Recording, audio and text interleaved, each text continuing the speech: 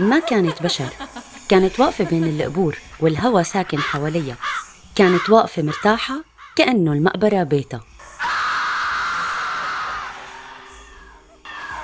قالوا اسمها براكسا، بس ما حدا عرف من وين اجت ولا ليش كل اللي شافوها اختفوا. هاي مو قصة، هاي لعنة.